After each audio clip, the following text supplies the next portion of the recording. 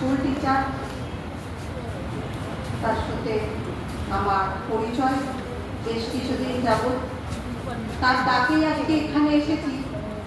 আপনারা সাধারণত অনেকেই আমাকে চেনেন এবং আমি আপনাদের অনেককেই চিনি। শিক্ষকটা তো আপনারা এখন হয়তো ভয় পান বলতে, বর্তমান শিক্ষার যে ব্যবস্থা, তার থেকেও বলবো কি, আজ যে কারণে আজকে এই সভার আয়োজন করা হয়েছে বই প্রকাশ, যেহেতু আমরা শুধুমাত্র আত্মকেন্দ্রিক, নিজের কথার বাইরে কাউকে ভাবি না। আমি আজকে কিন্তু অনেক বাধার পরেও কিন্তু এসেছি একজনকে উৎসাহ দিতে। উৎসাহিত করাটা আমাদের ভীষণ লক্ষ্য থাকা উচিত, পরিবারের দিশা বলে যায়। এখানে যে ধরনের হলটা আরো একটু ভরা উচিত ছিল, যদি আমরা শিক্ষার সাথে পরিচয় হতাম। যে কটা গুটি কয়েক লোককে দেখতে পাচ্ছি, আপনারা বসে রয়েছেন শুধুমাত্র কবিতা প্রেমী, সাথে যদি একটা করে আমাদের পরিবার থেকে বাচ্চা আসতো, তাহলে কিন্তু বই লেখা হচ্ছে, বই পড়ার কিন্তু ব্যক্তি আছে কি সেটা মনে হয়নি।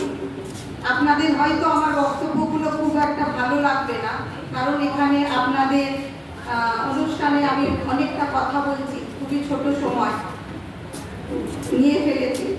আপনাদেরকে এটাই বলবো যে আমাদের যে কোনো শিক্ষা ব্যবস্থাকে যদি তৈরি করতে হয়, দীর্ঘদিন মানে আমাদের এটাকে যদি পরিচালনা করতে হয়, আপনারা কিন্তু আমাদের নিউ জেনারেশনকে কিন্তু নিয়ে আসবেন।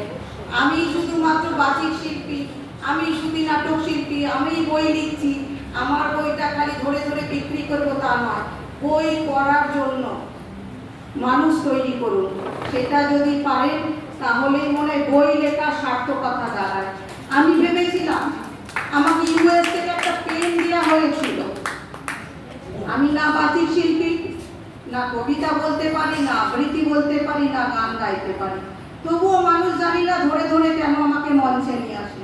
এখন এখান থেকে যেখানে যাব তাড়াতাড়ি করছি কেন, সেটাও একটা বিখ্যাত লোক, বাবুল সুপ্রিয়র বাবা, তিনি আমাকে গান শেখাবে। কিছু করার নেই, যখন একজন বিখ্যাত লোক গান শেখাতে চেয়েছে, সেটাকে আমি নিষ্ঠার সাথে করবো।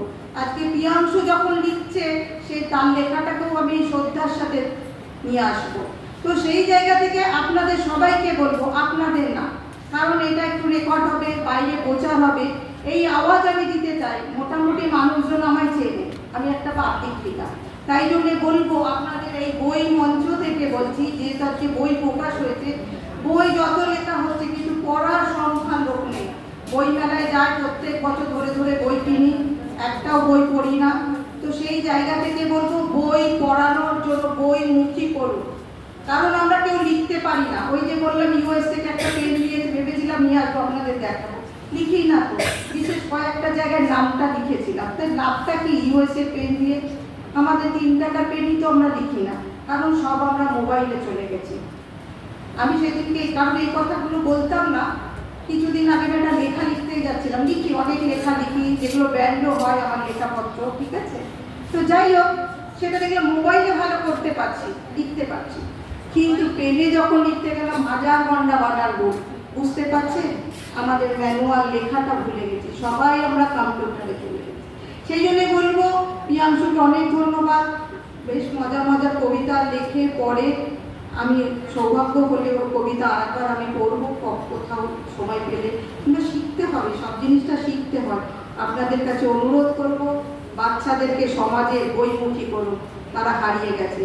আমরা যে বয়সে এসে দাঁড়িয়েছি, সেই জায়গায় শুধুমাত্র আমরা কিন্তু এন্টারটেইন করার জন্য প্রতি মঞ্চে যাই, সেটা কিন্তু না করে, আত্মকেন্দ্রিক না হয়ে, সমাজের কথা ভেবে, না হলে কিন্তু সমাজ কিন্তু দুস্থ, মানে কি বলবো, অসুস্থ সমাজ, সেই সমাজকে একমাত্র এই মায়েরাই পারেন ফেরত দিতে।